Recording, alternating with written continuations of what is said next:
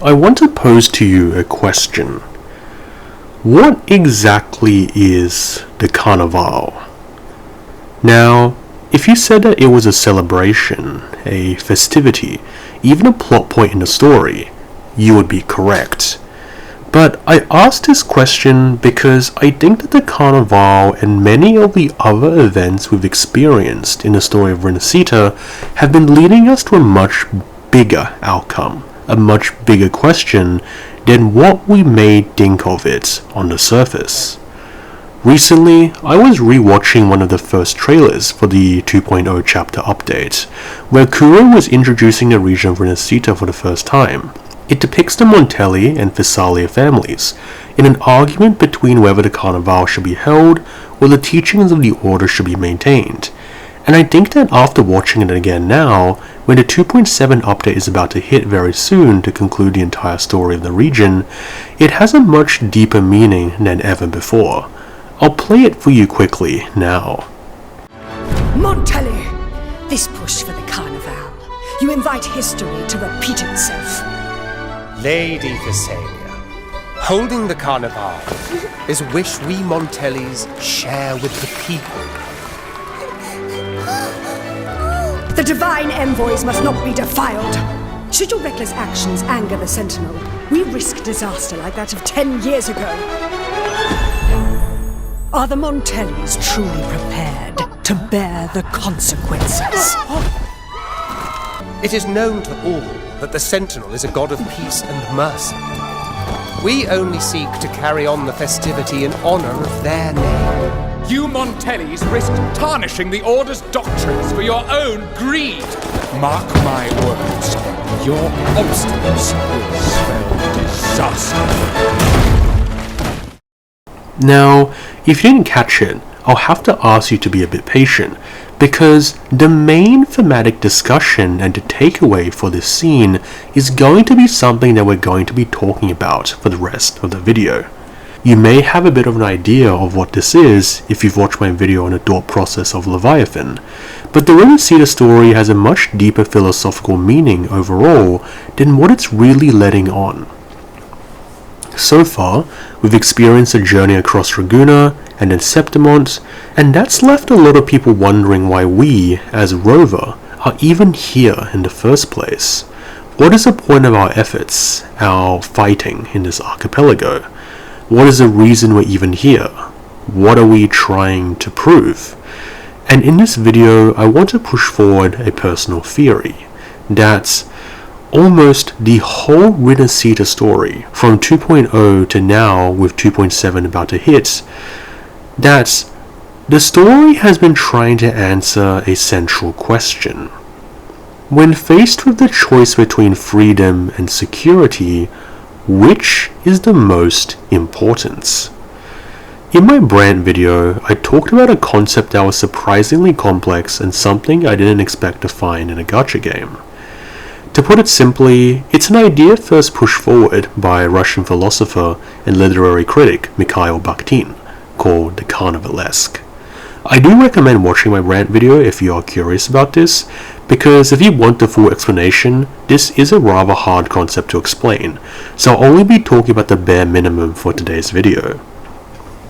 Essentially, Bahktin argued that the best kind of society and culture was one that encouraged a completely free space, where different ideas and even criticism amongst its members could be accepted and even encouraged. It was based on the atmosphere of Renaissance carnivals, which inspire Ragusa and the Carnival, where people of radically different social classes, different beliefs, and different lives came together to celebrate, have fun, and even disagree and insult each other in the name of playful banter. It is the concept of a diverse, almost anarchic, completely free society that stands as a complete opposite of Leviathan and the Order of the Deep's vision of absolute unity, which promises safety and security. Remember how I asked you at the beginning of this what the Carnival actually was? Because, yes, on the surface it is a celebration, but more than that, when you peel back the layers, it symbolizes Mikhail Bahktin's carnivalesque spirit, and fundamentally, a societal doctrine that stands in complete opposition to Thomas Hobbes and Leviathan's ideals of a utopia of unity that we covered in the previous video. Thomas Hobbes and Leviathan's ideals of a homogeneous society is a society where security and stability is assured because everything is assimilated, because difference and diversity is completely erased. In essence, I think at least, with the Rinascita storyline, it is, at its core, really just a fight of these two doctrines, of freedom or security.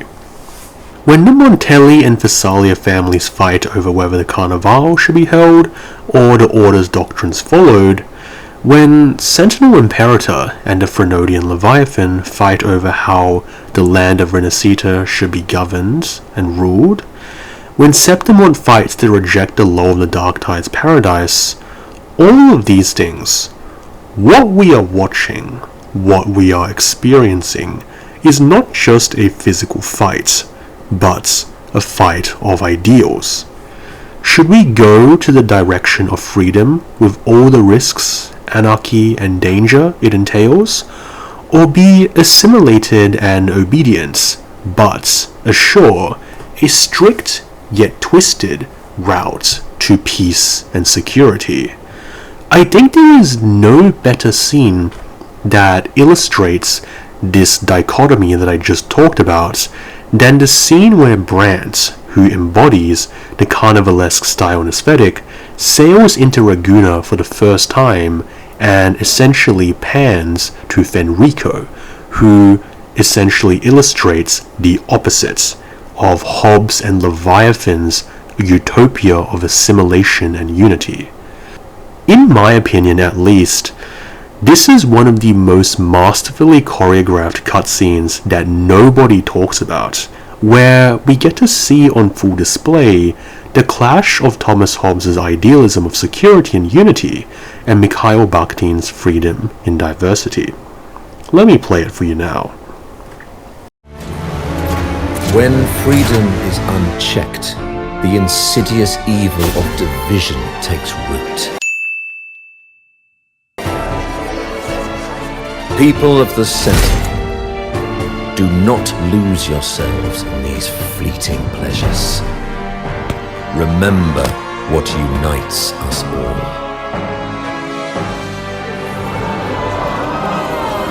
What is that?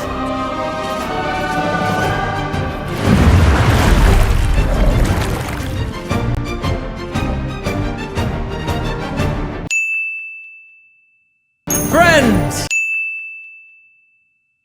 Why lead a life of restraints?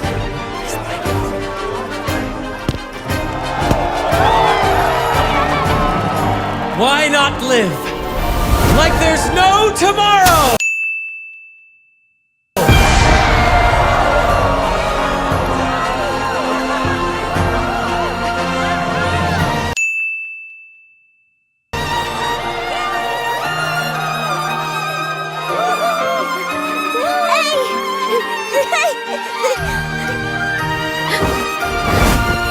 High walls fall fast.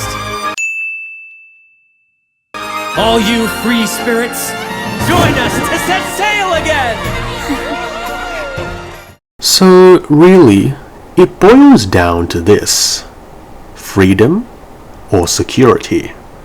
This is a question that has been asked a countless number of times in Rinascita's story. It's just that nobody has noticed how much times it's been repeated. Even, for example, in Chacona's story, we see Cristoforo talking to her and posing to her a hypothetical situation that fits not only her own character arc, but the wider ideological debate of Rinascita that we've been talking about all this time. Let's take a look again. Your presentation brings me back to a play I wrote in my youth. A group of birds, locked inside a cage. Convinced they will never fly, they do nothing but stand on a perch. Then, one day, the cage door opened. The young birds flapped their fragile wings, attempting to fly, but plummeted to the ground, one by one. Many consider their fate a tragic one. What say you? I see it differently. Even if they met their end falling into the abyss, they still had a chance to glimpse the sky and spread their wings. And what of those who chose to remain in the cage, having witnessed their predecessors fall to their demise? Will they dare to reach for the skies after realizing the cost of choosing to fly? Does the truth exist to protect or to harm? That is the question. What is better, the dangerous price of freedom or the sheltered but shackled existence of the bird in the cage, of unity and security? It's the exact same question, just in different words. When Chakotay makes a defiant assertion that the bird who dared to fly out of the cage was the one that truly lived, we see the many parallels that she makes to Icarus, who was burned by the sun but fell to his death amazed at its beauty. In the latest Whimpering Waste reset, this is reinforced more than ever, since we get a new artifact called Haven that gleams elegantly. It's an obvious reference to Christopher's caged bird story in Chakotay's quest, and the whole lore of that piece is just absolutely perfect for everything we've been talking about in this video.